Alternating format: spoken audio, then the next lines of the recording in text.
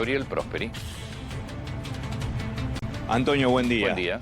Fíjate si esta no es la imagen de una película, de un drama apocalíptico.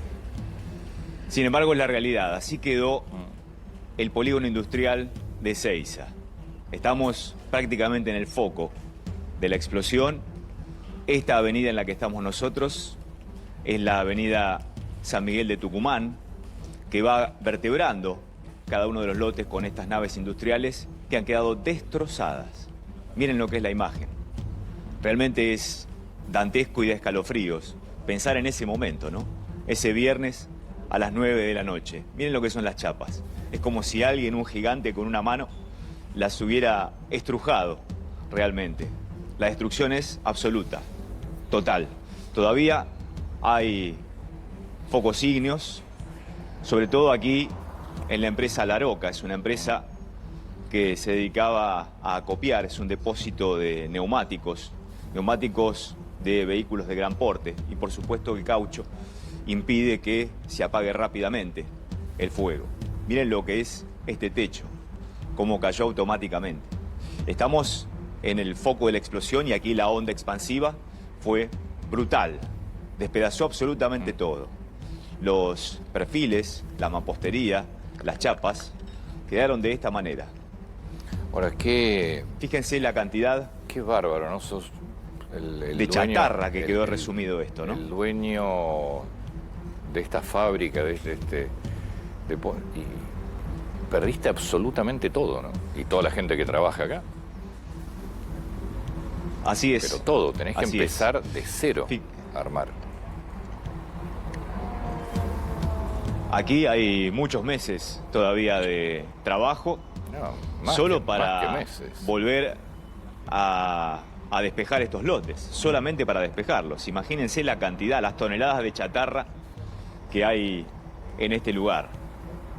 Parece, reitero, una escena de esas películas apocalípticas. ¿Ahora todavía tenés fuego? Sí, todavía hay fuego, porque es material derivado del petróleo, caucho. Reitero, esto era un depósito de neumáticos y neumáticos de vehículos de gran porte. No se llega a ver tal vez, Antonio, porque tenemos de frente el humo, pero detrás de este predio en el que estamos, prácticamente a metros del fuego, atrás, fíjense que hay otro tinglado, otra nave de acopio que quedó totalmente demolida. Fíjense lo que es. Brutal, realmente. Las pérdidas. Hay todavía equipos de bomberos, dotaciones de bomberos trabajando, pero simplemente para controlar que no se extienda más allá de donde está el foco ígneo, porque ya prácticamente no luchan contra las llamas que se van a extinguir ellas solas. Hay una sola dotación acá, como vemos, con una manguera. Ayer por la tarde estuve también aquí y una máquina excavadora estaba comenzando los procesos que tienen que ver con el retiro de toda esta chatarra, ¿no? Y para que la máquina pudiera trabajar, los bomberos, ¿qué hacían? Trataban de enfriar la zona para que justamente la pala pudiera llegar más allá de este perímetro, ¿no? Gabriel, gracias. En un rato volvemos por allí. ¿Cómo no, Antonio? Gracias. Estamos en el epicentro, Antonio, de lo que fue la explosión del viernes a las 9 de la noche. Esto era Logichem, el depósito de químicos que voló por los aires y que provocó todo este desastre. Todavía algunos focos ígneos, todavía el humo, el olor intensísimo a todo tipo de material combustible y este desastre. Literalmente desapareció de la faz de la tierra todo lo que había aquí construido. Las chapas, la mampostería, las columnas. Fíjense los cestos de hierro donde estaban colocados los tambores, los bidones con químicos desperdigados por todo el lugar. Y quiero mostrarles esto, Antonio. Fíjense aquí. Miren, estos hierros son esquirlas, como si fueran pedazos de bomba que volaron para todos lados. Imaginemos nosotros si había gente aquí, si había empleados, mucha cantidad de gente pasando como en este momento, por ejemplo, por aquí con sus autos, qué hubiera acontecido con esas esquirlas que salieron volando para todos lados. Hubiera sido realmente una catástrofe fenomenal. No tenemos víctimas fatales, solo de milagro, viendo estas imágenes. Gabriel, muchas gracias. Allí volvemos. Como no, Antonio, hasta luego. Mauricio, ¿cómo estás? Bienvenido. ¿Qué tal? Muchas gracias. Gracias por la invitación. ¿Vos sos perito? Sí, en realidad yo soy experto de incendios. Sí. Siempre cuando me presento digo que no soy un ingeniero que estudia incendios, sino Sí. un bombero a los 13 años y toda la vida estudié incendios.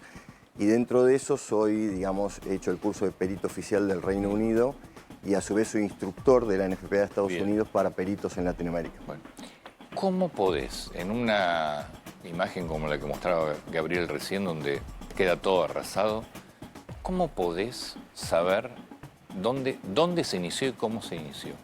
Bueno, en realidad Y hay si que es seguir... intencional o no. Sí, claro, claro. En realidad lo que hay que hacer en primer lugar es seguir el método científico, ¿no? Primero establecer cuál es el problema y a partir de ahí empezar la recopilación de datos como primera medida.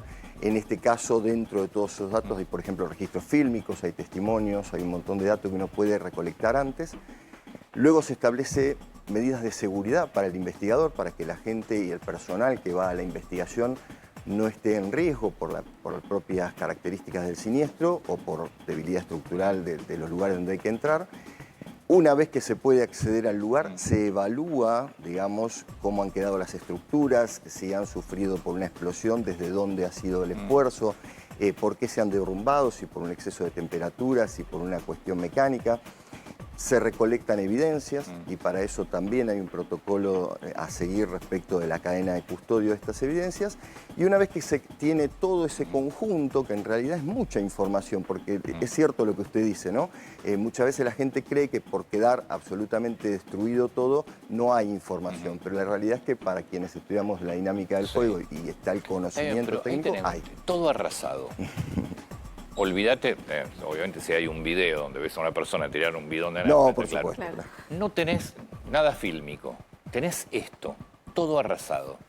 Bueno, aquí hay un tema que usted plantea que es muy interesante. Y es que si usted va a investigaciones del FBI o de Scotland Yard, por ejemplo, que son de los mejores investigadores del mundo, ellos tienen hasta el 11% de incendios de causa indeterminada. Y esto también podría suceder en algún caso, que uno no pueda llegar por el método científico y por toda la evidencia a la causa exacta. Y es algo que en Latinoamérica cuesta un poco entender, incluso a la justicia a veces le cuesta A mí me cuesta entender que lo puedas determinar. No, sí, muchas veces se puede tener. Parece que no, pero sí. Quedan rastros, quedan evidencias, quedan reacciones químicas, quedan marcas del fuego y uno puede establecer qué marcas fueron primero, qué marcas fueron después. Los grados de ventilación de los locales también influyen, ¿no? Siempre hay mucha información. Infortunadamente, como le digo, puede haber algún caso en el cual, bueno, el nivel de destrucción junto también con una información incompleta no permita arribar a lo que se busca en la investigación es origen y causa. Esas son las dos cosas que uno tiene que llegar en una buena investigación. ¿Dónde fue el punto de origen o el área de origen? ¿Cuál fue la causa de ese siniestro? ¿Cómo se juntaron el oxígeno, el combustible y el calor para generar el fuego? A veces se llega, 90% de las veces, pero también puede pasar que en algún caso no tengamos la suficiente evidencia, porque uno formula las teorías, como le decía recién, a partir de la evidencia y de los datos, uno formula teorías y después contrasta esas teorías con toda esa huella para ver si realmente coinciden. Y finalmente, cuando uno termina ese trabajo y la teoría resistió todos los embates, recién ahí puede decir que tiene el origen y la causa. Poniendo este caso puntual como ejemplo de lo que podemos ver, de cómo quedó todo, ¿cuántas personas se necesitan que trabajen para hacer las pericias?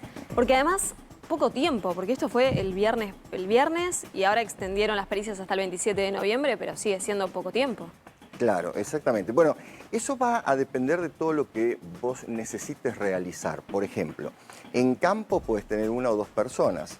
Eso no sería un problema la cantidad de personas. Ahora luego vos podés necesitar análisis químicos de laboratorio, Puedes necesitar la incidencia, por ejemplo, de un ingeniero mecánico para que te diga cómo sufrieron el esfuerzo de las estructuras. Entonces, el grupo de trabajo se va armando de acuerdo a las necesidades del caso en particular a medida que van surgiendo los datos y la evidencia, ¿no? Entonces vos podés, vamos a suponer que tuviera una bomba de incendio y arrancó y no funcionó durante el tiempo, necesitas un perito mecánico para la bomba. Eso se va armando de acuerdo al caso. Exacto, claro. van participando las especialidades que correspondan para este caso, ¿no? En particular. ¿Existe el incendio perfecto? Bueno, depende de lo que usted considere perfecto. No, si usted dice así que como pueda que- hacer un incendio Claro. donde no se pueda llegar a una... sí, ha pasado en la historia donde no se ha llegado a la evidencia suficiente que pueda, desde su teoría, usted contrastar y no llegar a la causa exacta del incendio. Sí, ha pasado, hay más de un... Sí, de yo un veo caso. estas imágenes, por ejemplo. A mí me cuesta creer que puedan determinar, a ver, dónde sucedió. Me parece que hay, en este caso tenés además videos. Pero, ¿qué lo produce? Yo no sé cómo haces. Hay también, como le decía, el método científico implica la aplicación de la lógica, ¿verdad? Entonces, si uno parte de la base, y no digo que sea este caso, pero uno parte de la base, que yo tengo bolsones con materiales altamente reactivos y combustibles, acuerdo, como una empresa- podría una ser, empresa y digo química. podría ser el fósforo rojo. Y en lugar de tener las separaciones y las divisiones resistentes al fuego con materiales oxidantes, los tengo almacenados juntos, a veces simplemente se trata de un esfuerzo deductivo, ¿verdad? Entonces, pero tiene que estar acompañado por la evidencia. Contra eso yo pregunto, ¿y por qué no fue 2 días antes, o una semana antes, un mes antes? Si en definitiva, en ese depósito estaban. Eso también depende de las condiciones del momento. Mire, a mí dentro de las investigaciones que he hecho me ha tocado investigaciones con fallecidos. Recuerdo una en un parque industrial de la zona norte también, donde había una clasificación de áreas peligrosas, explosivas. Se sabía que el área era explosiva, la empresa no tomó las medidas suficientes y trabajó durante 15 años. Y de repente un día estaba una persona volcando el material y ese día fue cuando falló la aislación de uno de los cables, produjo la fuente de ignición y la explosión que terminó matando al operario. Y usted puede decir, ¿y por qué no los 15 años antes? Bueno, porque a veces las circunstancias hacen que en ese momento particular, por una cuestión operativa, porque, no sé, se debilitó el contenedor y empezó a perder, digamos, por diversas circunstancias puede suceder. ¿Se puede determinar, porque lo primero que se dijo fue que era una pérdida de gas, una explosión? Sí. La explosión, la forma de la explosión, pues me acuerdo ayer o anteayer, uno de los comerciantes lo que decía, me llama la atención porque las persianas y las ventanas se rompieron de adentro hacia afuera, de las casas vecinas. ¿Qué quiere decir eso? Bueno, lo que pasa es que hay que ver, cuando se produce la onda expansiva, hay que ver desde dónde entra. Porque si usted, por ejemplo, sumamos que usted tiene una casa donde tiene unos ventanales en la parte posterior y ventanales en la parte anterior. Si la onda expansiva entra desde el lado posterior, los ventanales de la parte posterior van adentro, pero los otros van a ir hacia afuera.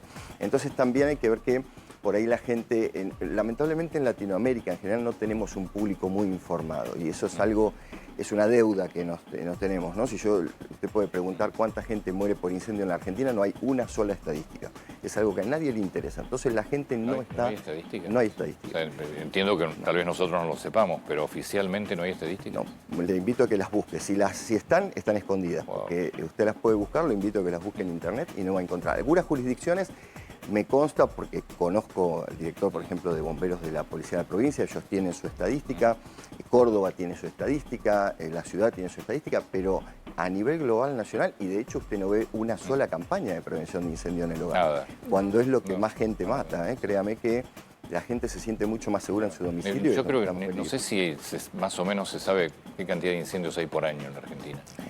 Algún dato tienen las compañías aseguradoras siempre y cuando haya un seguro de por medio. Pero usted sabe que tenemos viviendas, digamos, en barrios carenciados donde no hay seguro de por medio y esa estadística no forma parte de las aseguradoras. De hecho, se vio hace poco en las 2 escuelas que explotaron los experimentos de la Feria de Ciencias y nadie sabía cómo actuar, ni los docentes, los directivos, nadie sabía qué hacer.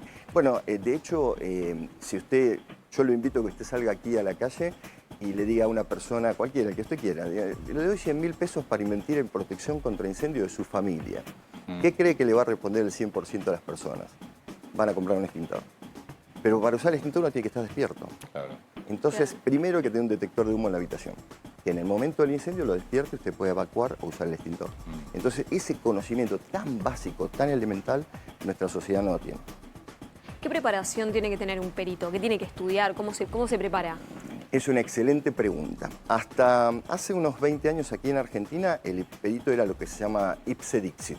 Él llegaba porque era bombero de policía o Claro. llegaba porque era bombero de la federal y era perito. No había una preparación específica más que haber estado tal vez años en la oficina de pericias. Y eso nos costó muchísimo. Gracias a Dios, hoy en día, tanto el IUFPA, que es el Instituto Universitario de la Policía Federal, como el IUCE han establecido carreras de grado, de siniestros, de incendios, y de hecho el año que viene vamos a estar dictando allí en el IUFA la carrera de técnico en pericias de incendios. Entonces se ha ido profesionalizando mucho, pero en los últimos 20 años. En mi caso, que hace muchos años que hago esto, tuve que ir a buscar formación afuera. Primero con el FBI en Estados Unidos, después con el curso oficial de peritos que dicta la Universidad de Edimburgo en Escocia, pero aquí en Latinoamérica no había prácticamente nada.